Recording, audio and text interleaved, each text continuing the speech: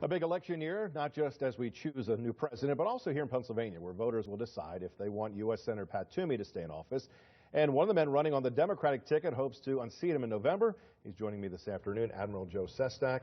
Let's talk about, you were a former congressman, you run for Senate before. Talk about why you're running again and what will be different this time around for you. My whole career has been a life of service. You know, I joined the Naval Academy. I went off to the Navy, 31 years, came back from heading the Navy's anti-terrorism unit on the ground in Afghanistan. Then my daughter, after having served this country for 31 years, got brain cancer at 4.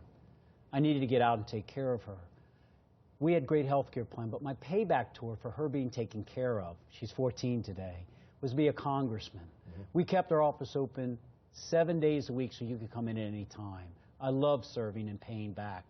I didn't win against Senator Toomey the last time, but I didn't become a lobbyist.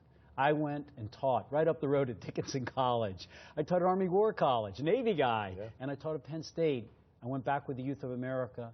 I now want to run and help restore that broken American dream for so many Americans. I don't think you can do better for yourself than by serving others above yourself. I just want to serve. All right. Well, you were here not too terribly long ago. In fact, you were in the middle of a 400 and some odd mile walk across the state of Pennsylvania. There's some video of it. You wrote a book about it called Walking in Your Shoes to Restore the American Dream. Talk about the reason for the walk and how do you think that helps you as you're in this campaign? As that book begins, on the very first line, I think trust is the biggest that we have in America today, the lack of trust. You can see it everywhere. People don't trust either party or their leaders, and I don't blame them.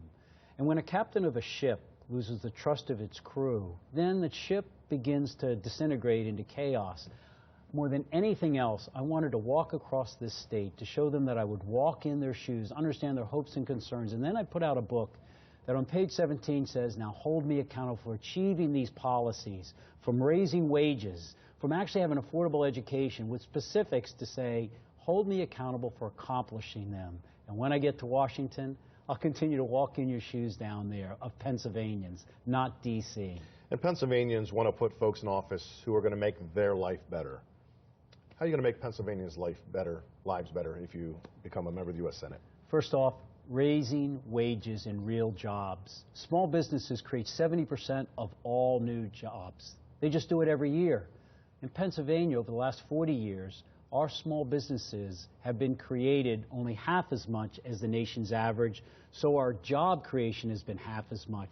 I want them to have the money to start up new businesses, all those individuals who want to start small business. Second, affordable education. Did you know, Evan, did you know that our Stafford loan system, the U.S. government's going to make $127 billion off the backs of our youth and our families by charging too high an interest rate?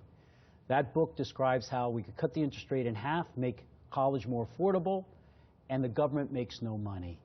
So there's various ways that we can do this. In health care, I fought hard for the Affordable Care Act. In the military, which your son is joining, he will find everyone has health care, because we don't do it because we're liberal, but we want healthy warriors to go.